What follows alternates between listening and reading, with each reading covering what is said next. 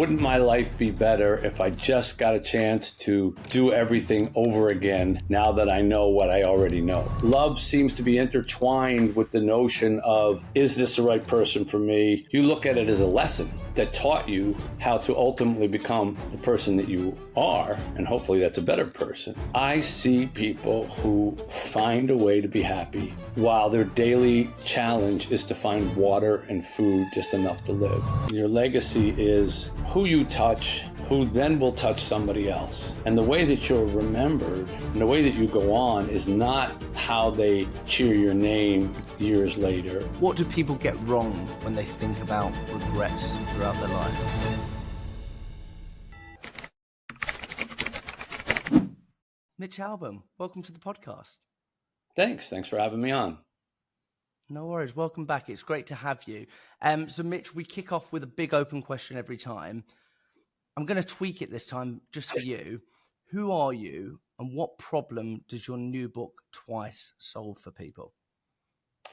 Well, I am by name Mitch Albom. I am by occupation an author or a storyteller. And the problem that my new book solves is the haunting question of, wouldn't my life be better if I just got a chance to do everything over again now that I know what I already know?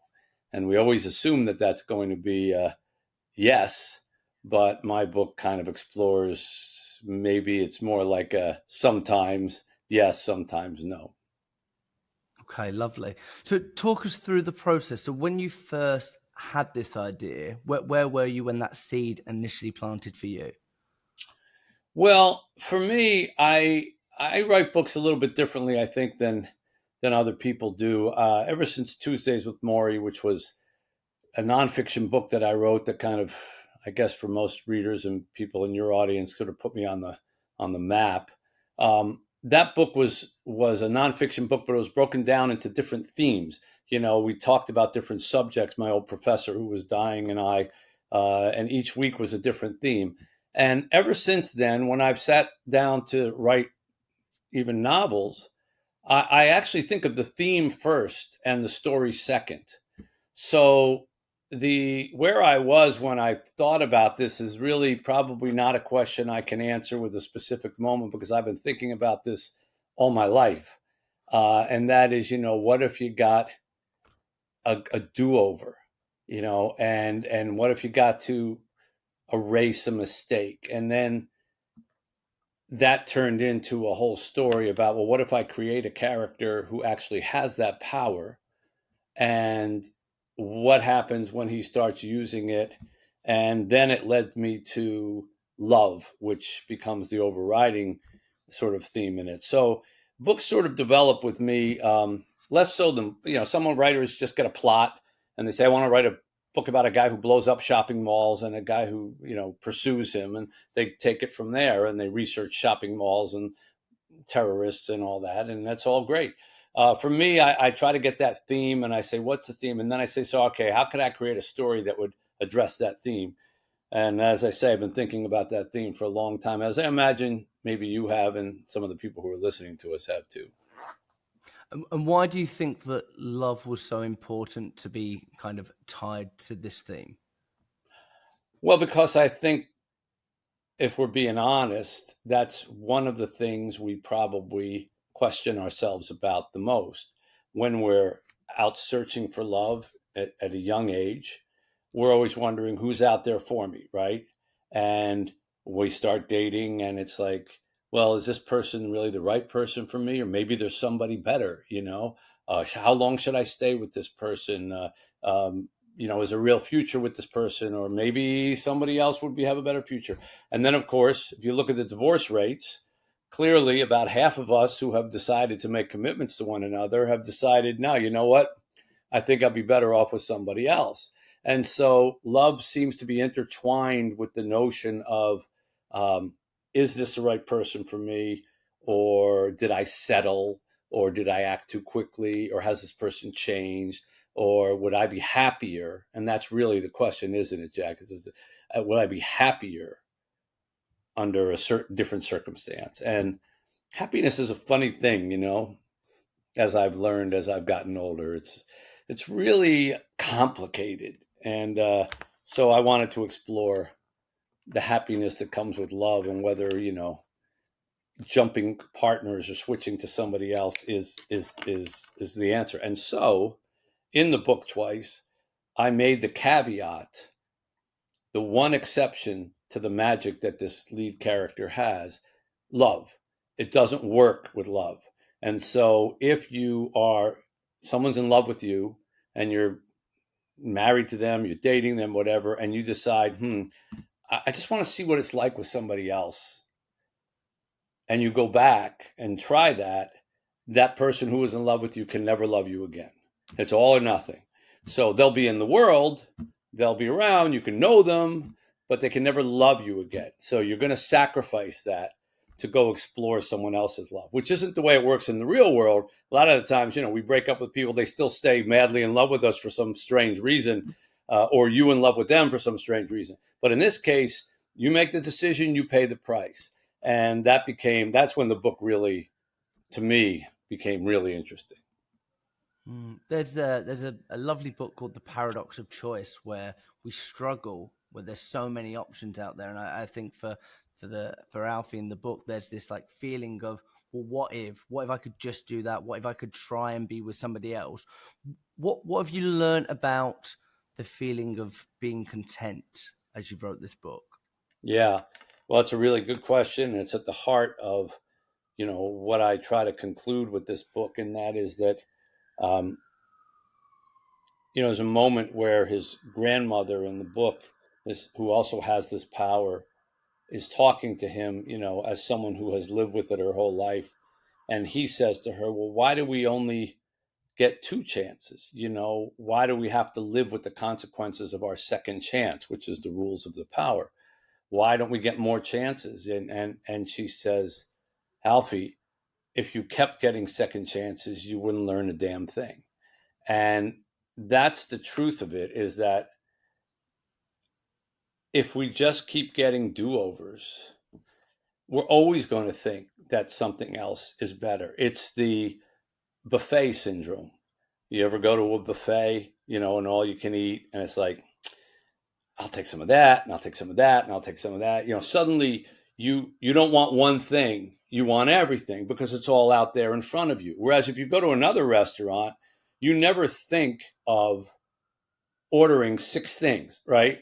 When you go to a regular restaurant, you never say, "Well, I'll have the chicken, I'll also have a steak, I'll also have this," because I just want to taste all of them. But you go to a buffet and you go, I can have them all. I'll take them all. And so there's something to be learned from that buffet lesson.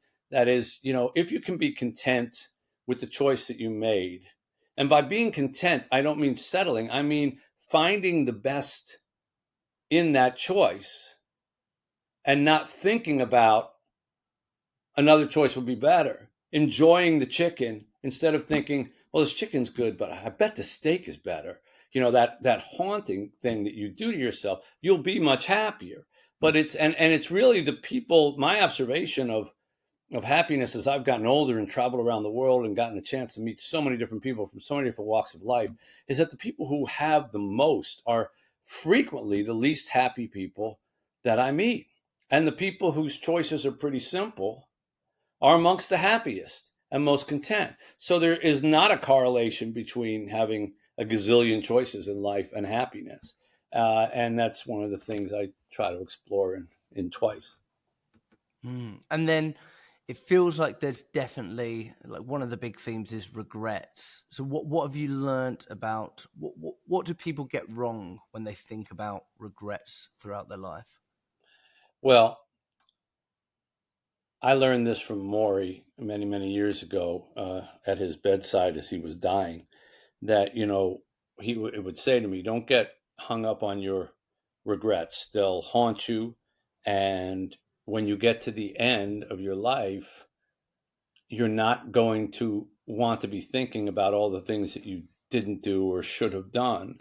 You want to appreciate the things that you did. And I think that if you look at everything, I've been asked since this book has become known, well, what about you? Would you do anything over in your life twice?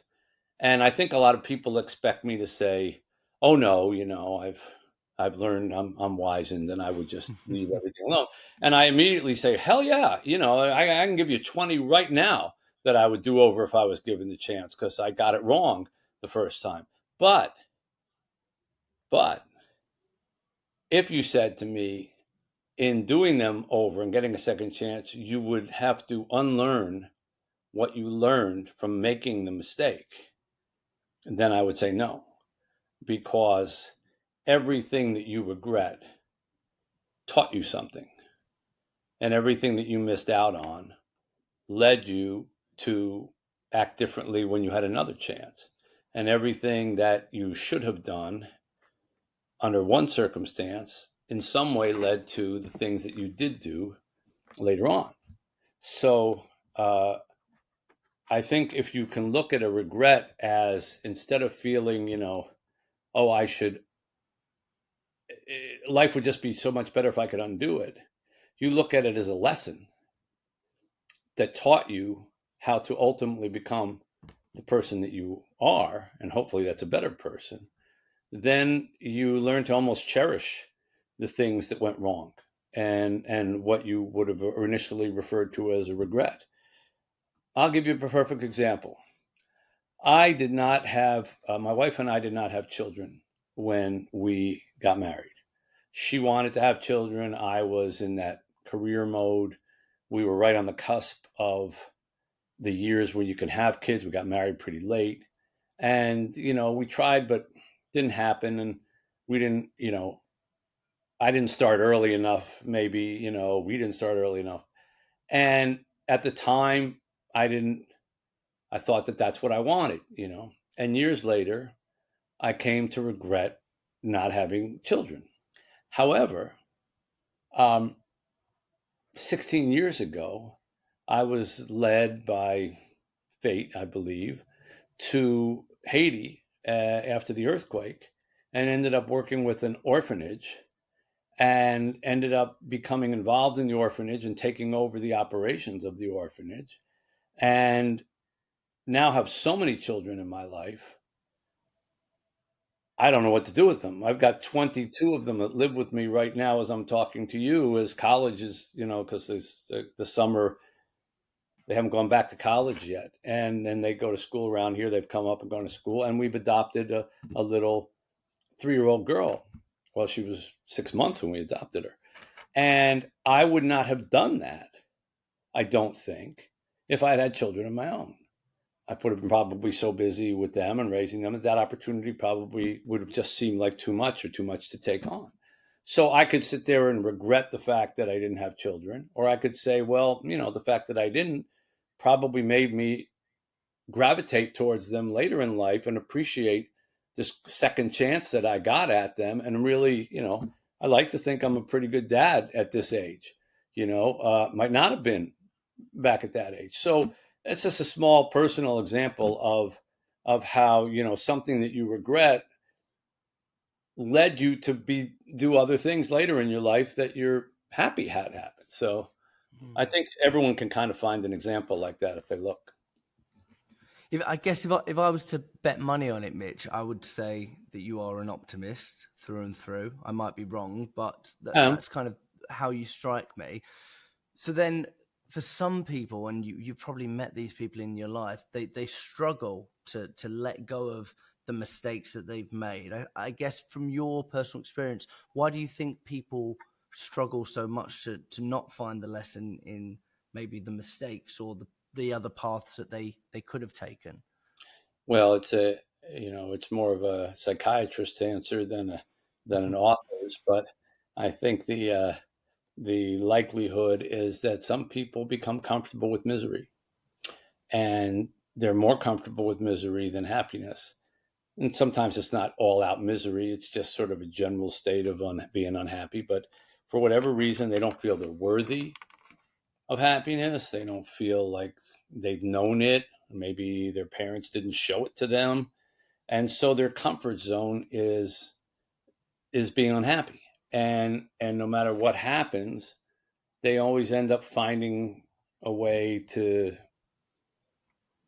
tumble back into, either depression or unhappiness or whatever, because that's where they're at.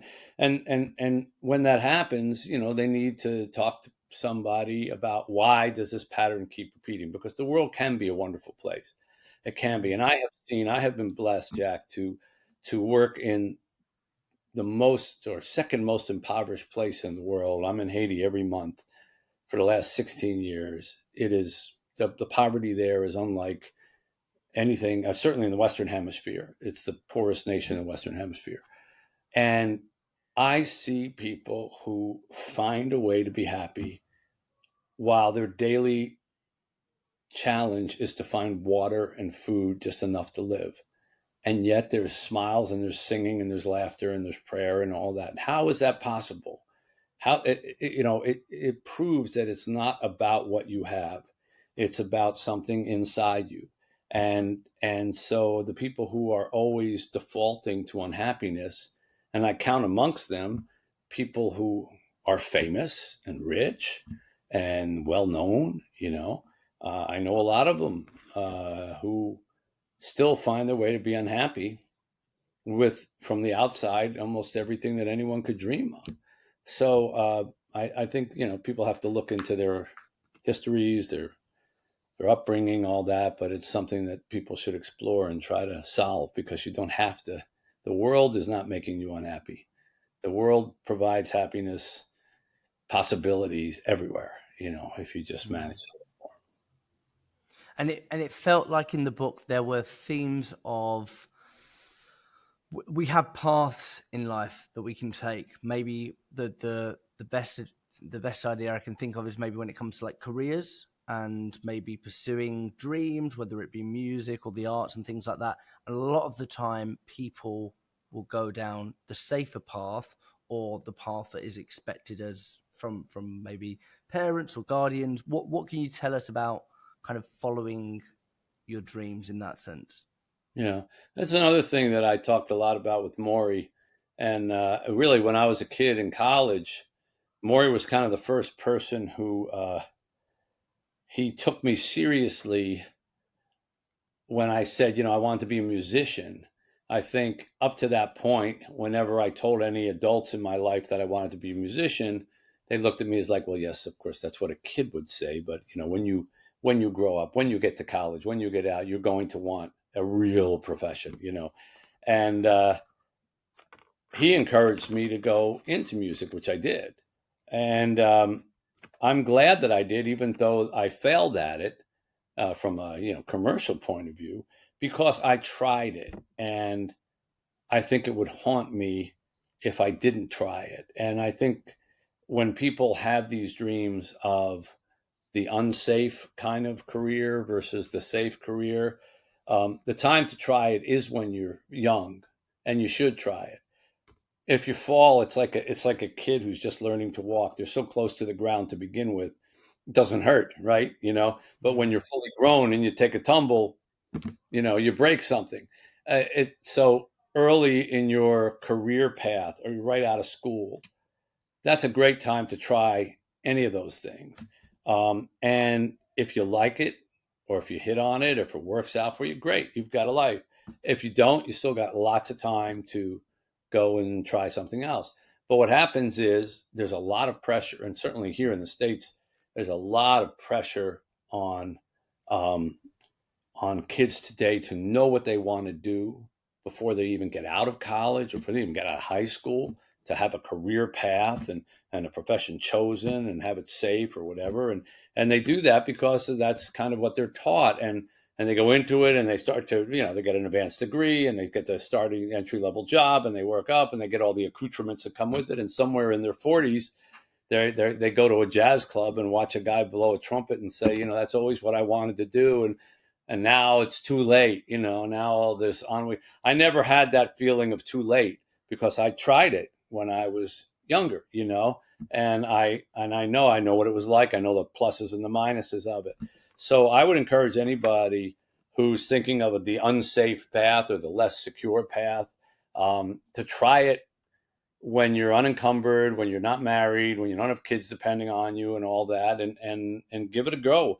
And the worst that could happen is you fail, but it'll still serve you well later in life, when you say, "Jay, someone says to you, didn't you always want to be a musician?" Yeah, I did. I tried it, didn't work out, but I got, I kind of saw what that life would have been like, and I kind of like the life I have right now. How did you know when to pivot? That's a really good question. When I found something else, um, and I found something else by accident. So I was a musician. First I was a musician through college, and I went to college, but I played on weekends and whatever I could in bands, and I was setting myself up. And then I went to Europe, and I was a musician there for a stretch of time, particularly in Greece. And then I came back to New York City, and I did the whole starving musician thing, and went from club to club and record company to record company. And in fact, there's a couple scenes in the book, because Alfie in the book, the protagonist, also starts out as music, and there's a moment where he thinks he's written this great song, and he goes in and he sits down across from this record company executive, and they put on his tape, and he hits play, and just as he hits play, the guy's phone rings, and the guy picks up the phone, doesn't shut the music off, talks through the whole song, and just as the song ends, he hangs up. He goes, "Nah, I don't hear it." And that's word for word what happened with me one time with a guy in a record company. I said, what do you mean you don't hear it? You were on the phone the whole time. So while I was a musician, I worked mostly at nights. And so one day I was in a supermarket, and I picked up this local newspaper that they, handed out for free. And it had a little ad on it that said, if you have free time, we could use some help putting out this newspaper. And since I worked mostly at nights and had, a regular schedule, I said, well, I'm not doing anything. And so I went down there, and they gave me an assignment the very first time I showed up. I was the youngest person by about 60 years. So I think I was the only one who was mobile enough to go do it. But they sent me out to cover it was like a little local community meeting about parking meters or something. And I'd never written anything really before in my life, but I was always a good storyteller, and I was always pretty creative. And so I, went there like Woodward and Bernstein. I had a little notepad, and I asked a lot of really hard questions about parking meters, wrote things down. And then I wrote a story, and I gave it to them. And the next week I went to the supermarket, and the paper came out, and they put it in my little bag, and there was my story on the bottom of the front page, which only shows you how little news there was in that particular part of New York. But I got that little tingle that you get when you see your name on something that you created. And I said, you know, I went back, wrote another story, went back, wrote another story. I worked there for 6 months for free, never got paid. And then after 6 months of like pretty much working there every day, they said, well, you're here all the time, so we're going to give you some money. We gave me $25 a week. And I worked another 6 months for $25 a week, but I learned about writing, and I learned about, in that case, journalism. And I learned that I had some aptitude for it. And when I found something that was rewarding yet creative, I was able to I liken it to like swinging on a vine, like you take your momentum from one vine, and then you start looking for another one, but you don't let go of the one you're on until you find one that's safe to grab. And writing became this safe vine for me to grab, and I let go of music and started swinging on the writing vine, and I've been doing it ever since.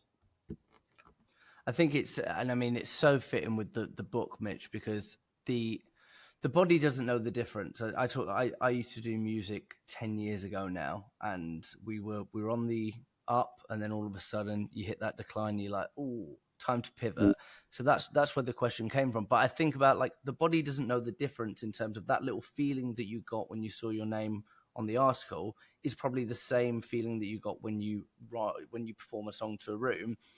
And I guess as you look back now on the success that you've had with the books and all those things, but more so probably the ripples of, you don't know whose hand those books have ended up in. And actually, there could be another version of Mitch that's playing boozy little clubs on a Friday, Saturday night. But actually, you don't know probably the effect that the books have had. I want to really dive into love with you, Mitch, because obviously that is one of the big themes of the book. I guess maybe a tough question. Do you truly believe that love the second time around can work? Oh, 100%. Yes. I think love is a learned art as much as it is a feeling. You know, there's it's like a fire. Okay, a fire. There's all forms of fire. Uh, what is undeniable about a fire is that there's ignition and there is flame. But after that, how that fire grows, how long it lasts, all the rest of it, that's circumstantial, right? That's not the element of fire itself. It's everything around it. Love is the same way. Yes, you need to have that, at least to me, you need to have that combustion and ignition and that entity. But after that, whether it grows or goes out, whether it turns into a roaring thing, whether it destroys or whether it's controlled, that's all what you do with it and how you nurture it. And I think sometimes people have that ignition, that flame young in their life. They don't know what they're doing. They end up blowing it out. Um, and the second time around, if they get a second time around, they're much more careful with it and they handle it correctly. They blow on it when it needs to be blown on. They let it breathe when it does. And it becomes a much different thing. So, um, yeah, there's no question to me that you can love more than once. Um, especially people who have, in fact, it's not an accident. I don't think that people who have happy marriages, statistically, it shows when one of them dies or is widowed, the other one marries rather quickly. And you would think, well, how can that be if it was such a perfect love they had and they had this amazing love story? Why would they go marry somebody else? But that's exactly the reason, because they are comfortable being in love and they are comfortable knowing love and sharing love, and the world is quite empty without it. And so they search for it in another person. And because they know how to keep those embers going and they know what good love looks like, they're able to find it with somebody else. Whereas people who are miserable when they're married for the first time and then get divorced or somebody dies, they often don't remarry again because I don't want to go through that again. Like, oh God, that was bad enough the first time. I don't want to. I don't want to have to deal with that. So yeah, I absolutely believe that you can love multiple times. But I also think, and I don't want to spoil the book for anybody, but Alfie meets this girl when he's a little boy in Africa, and she's like the first girl in his life, and meets her again many years later and seems to feel like they're fated. I mean, the book is really this love story about the two of them, and their lives kind of go like this and back and forth and crisscross each other. And I also believe in that. I believe that there can be this one person that you were sort of you just line up with. And you know people always say, but okay, I live in, Detroit, Michigan, and what if there's somebody in Madagascar who's just like perfect for me? And I go, yeah, well, and what if there's somebody in, you know, Wales who's perfect for you? What if there's someone in New Zealand? How long are you going to do that? You're going to spend your whole life just trampsing the globe because you want to cover all the territories to make sure that you've checked out your possible. That's what I mean by, so much of love is more about what you do to that fire than where you find it, and I try to get that across in twice. And then part of the marketing campaign around the book has been beautiful because I've seen it all over social media. You've had people sending their love stories in, and are there any like examples that come to mind from any of the stuff that you've Yeah, read? what we're seeing a lot of, and we're encouraging people to just sort of send these, not because they really help sell the book or anything, but I just think it's kind of a cute community to um, kind of whip up into getting to know one another, with the book as, I guess, a reason to do it. Uh, you find a lot of stories about people who, they were in love when they were younger.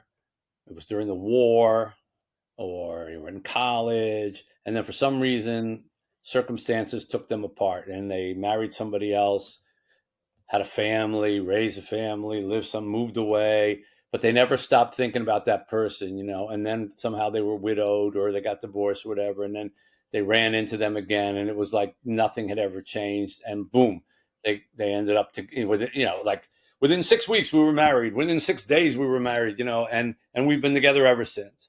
I can't believe how many stories there are like that, because if those are the ones that were getting sent in, I can only imagine how many are out there that, people just aren't on social media or aren't sending in stories. So apparently it happens a lot. And especially early loves that you never sort of stop thinking about, it seems to Mm. me. And there's this like through line of, I guess, waiting for things to be perfect for Alfie. So Alfie in the book is thinking about like, oh, I don't want to. I want it to be perfect. I want to be the right person for them. I might not want to say it necessarily. What have you learned about just being authentic and just diving into love head first? Well, if you want things to be perfect, you're not being honest, because uh, there is no such thing as perfection. So if you are waiting for perfection, you're not really being honest with the other person about who you are, or you're hiding your flaws or whatever. And I think the roots of a good love are honesty, even about your faults. Like, hey, I'm not good at this. I need help. Or I'm not comfortable with this kind of thing. I'm probably not going to be. Or I prefer to stay in instead of doing all those things. Can we figure out a way that we can coexist, doing that, rather than always trying to, like yelling over, you always make me do this, or you're always this, or you're always that, you know, uh, and so waiting for perfection in any relationship, even in a deep love affair, is like waiting for Godot. I mean, it's just going to be left at the at the train station, and so Alfie, I chose the name Alfie because I don't suspect that there's that many people who saw the movie back in the 60s who are still around. But I did, not in the 60s. I saw it like 10 years ago. And it's I always thought that I had known I was a child in the 60s, so I wasn't allowed to go see that movie or anything like that. But I knew about it, and I had heard that it was about like a playboy. And I always thought that because of that song, "What's It All About, Alfie?" I always thought, well, he was probably this happy-go-lucky playboy, and women were always falling in love with him, and all, and it was all great, and you were on his side. But when I watched it, it was miserable. It was a terrible movie. I mean, it was well acted and everything, but the guy was pathetic, and he was such a louse. And he cheats on his best friend, his mates. He sleeps with his mate's wife, and it's like nobody's off limits to him, and he ends up alone, and he's miserable.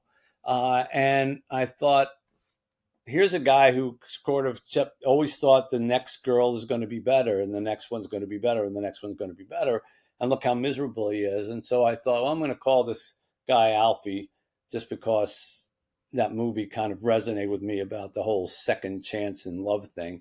And in the book, he also, because he's named Alfie, um, he always hears that song being sung to him, wherever he goes. Oh, Alfie, what's it all about? Alfie, yeah, yeah, okay, again. But he never sees the movie, and he only sees it at the end when it plays a particular part in his development and his story, and so it gave me kind of an interesting backdrop. So, like the Alfie character in the movie, waiting for perfection in the woman you love is foolhardy, and almost an insult to the women you are seeing, because it's basically saying, yeah, you're close, but like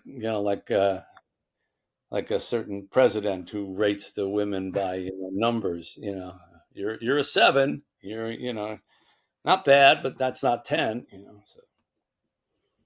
Do you think that do you think it's the modern world that we're living in that is driving this loneliness epidemic of people struggling to be content? Or do you think actually it's always been this way? That's humanity, and people always want the grass on the No, other side. I mean, I think the idea of grass is always greener goes back to, I mean, I did some research on that quote for the book, and it goes back to the ancient Greeks. That's who came up with that. The grass is always greener. So apparently, we have been feeling this way for a long time. But I do think it's way worse now because of this. This has changed everything, and you know, you are constantly being shown images of people who seem eminently happier than you. Hmm. Of course, if you think about it, it's because they're picking the images and they're only putting up the ones that make them look happy because they too feel like everyone else is happier than me. So I need to put my happy image up there. I remember reading once about People magazine when it was formed. Is People magazine still a thing? I think it's still out there, right? I'm not a magazine reader, but I remember when it was formed.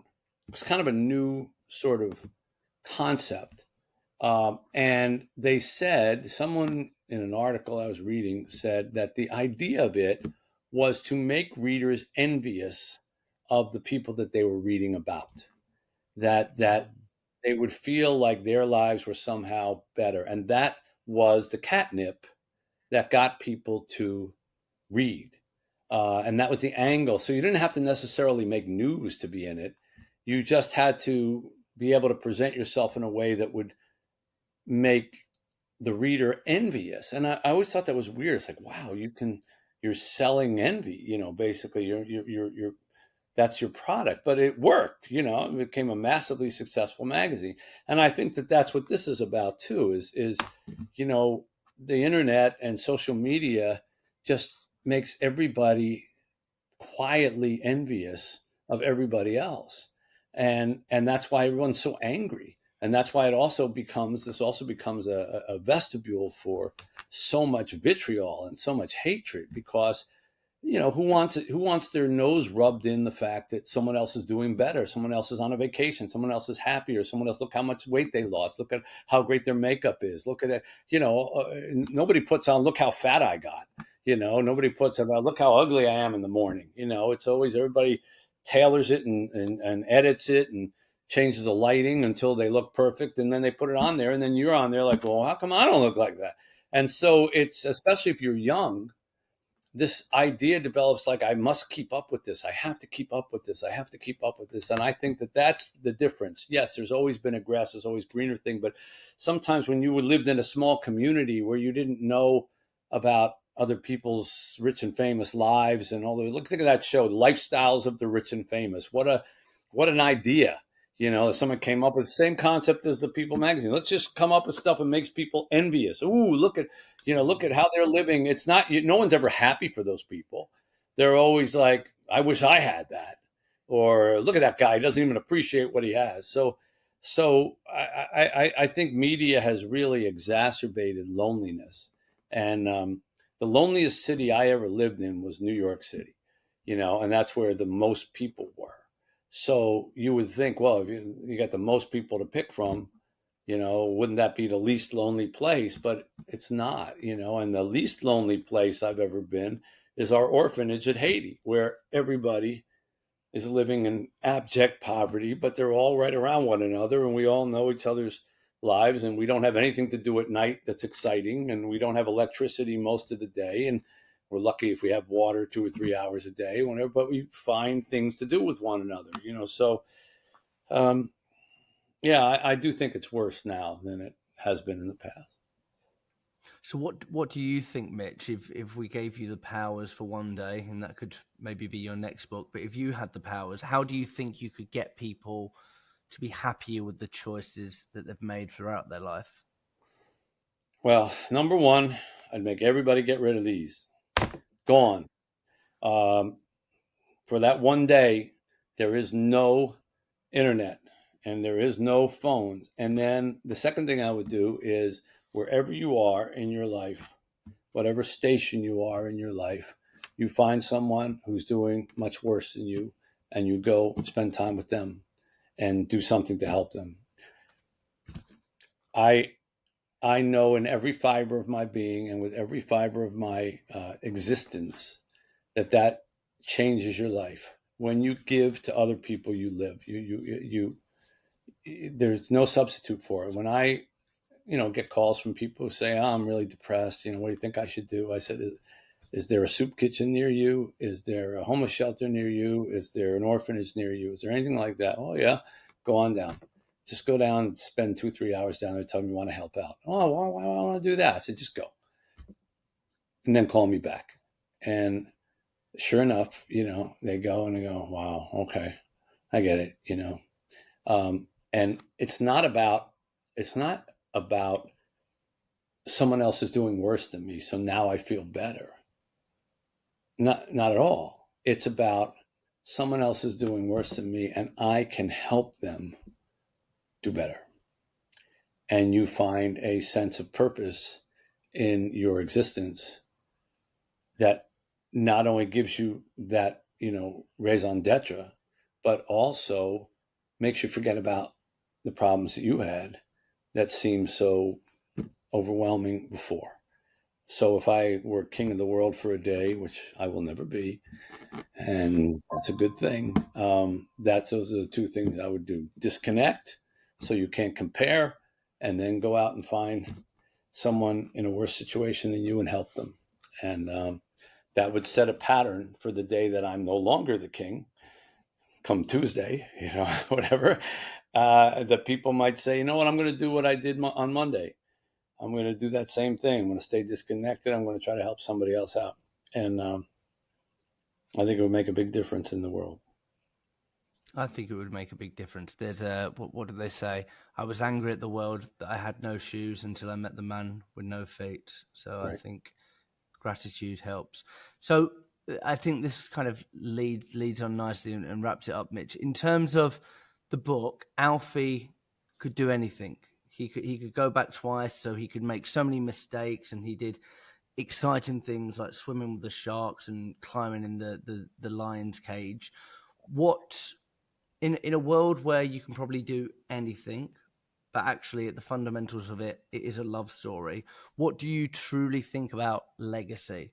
So when we're no longer here on this planet, what do you think that legacy means? I think it means the lives that you touched while you were here, that not just because we're all going to be forgotten. It doesn't matter. There's a lovely poem.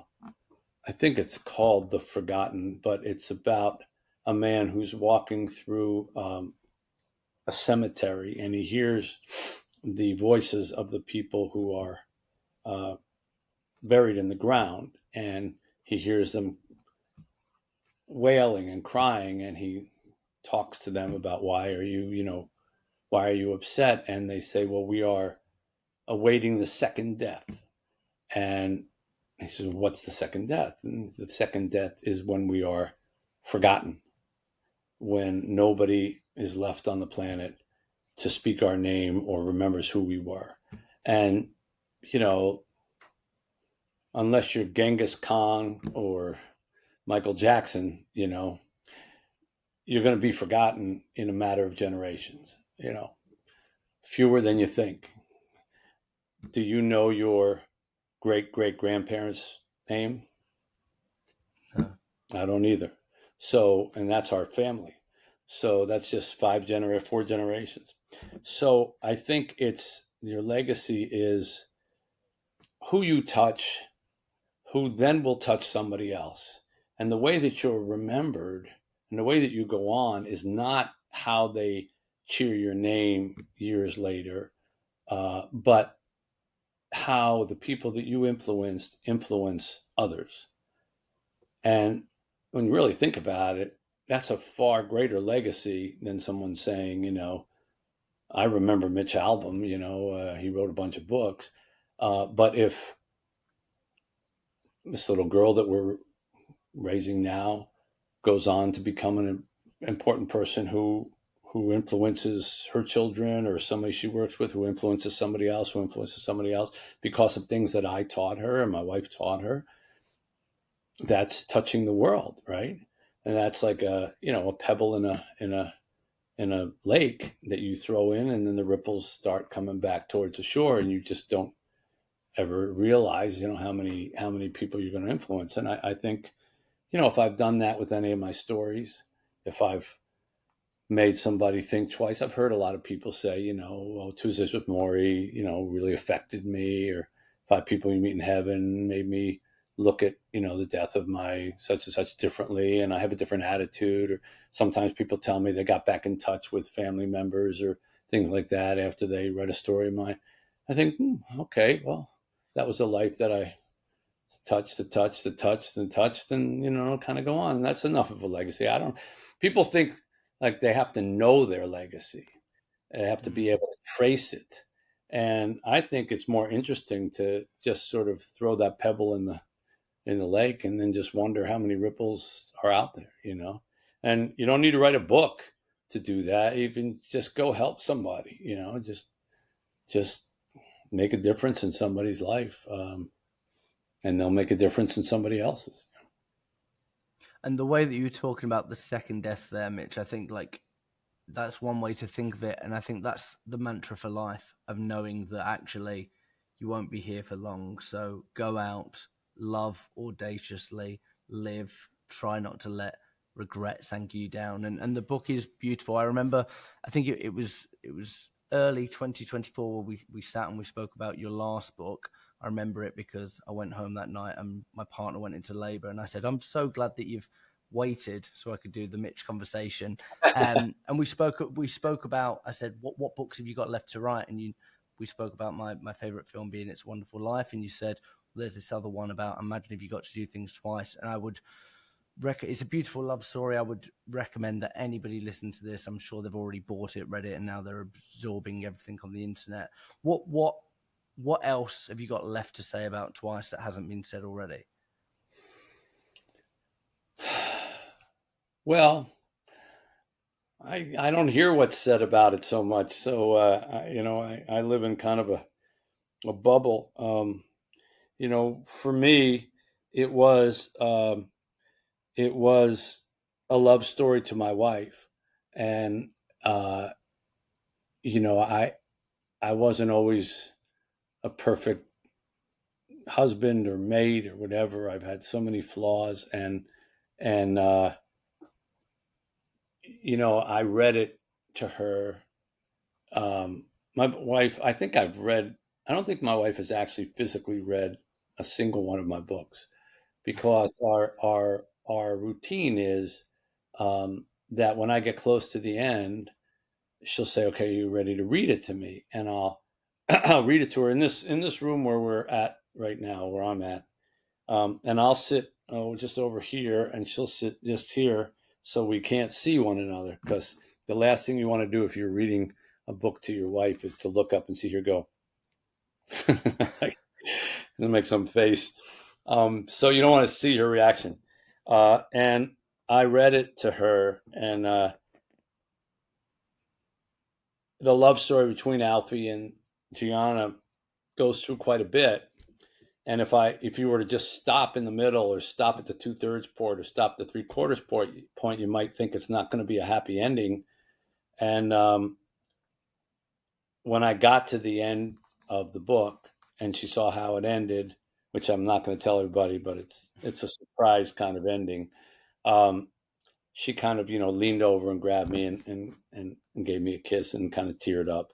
And that was the best part for me, was that I was able to sort of show that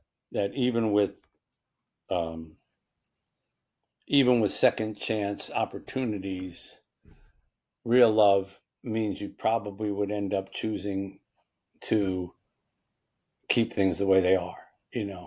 Uh, even if you know there's a world of possibility out there. But if you had to forget and lose what you had, you know, it wouldn't be worth it to trade it in. I always say, people ask me about marriage, and as if I'm some kind of, I don't know why they would ask me, but um, I get asked a lot of questions I don't deserve to be asked. I think once you write Tuesdays with Morrie, they all think I'm Morrie. I say, I was the stupid one. Remember, I was the dumb one in the question. They'll ask about marriage, especially people who are getting married, and the only advice that I have for them that I think is worth a hoot is, I say, there's three partners in a marriage. There's, you know the husband in traditional marriage. You can use whatever, husband, wife, and the marriage itself.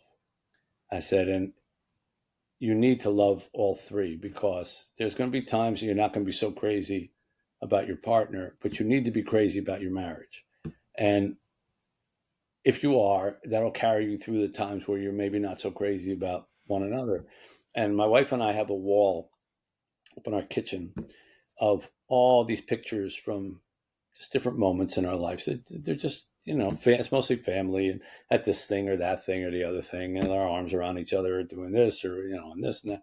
And there are many times where that wall has kind of, I don't want to saved our marriage. We weren't ever on the rocks like that, but, that was where I would go and stand and look at it when I was less than thrilled with her, or she was less than thrilled with me, and say, yeah, but look at all this, look at all this that we've done.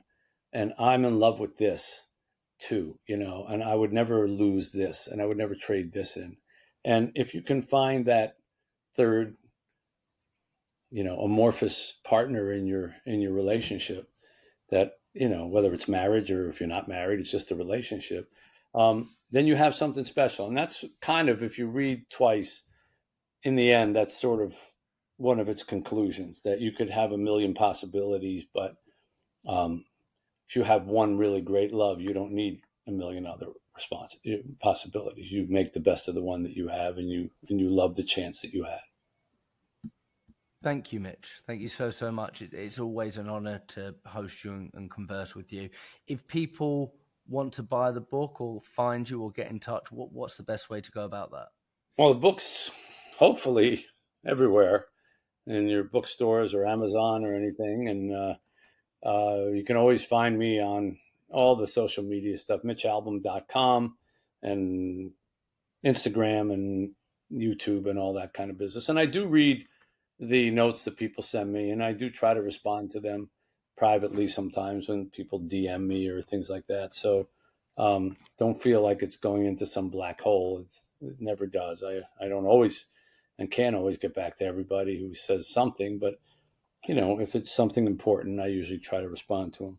And now I need to know, is there a baby that's due at the end of this conversation? Because I don't know if that's a pattern.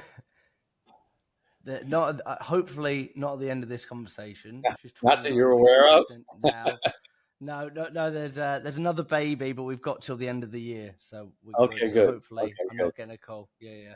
Good. We need a TV in our house or something to distract us. But thank you so, so much, Mitch. It's always an honor. Sure, it's a pleasure, Jack. Thank you.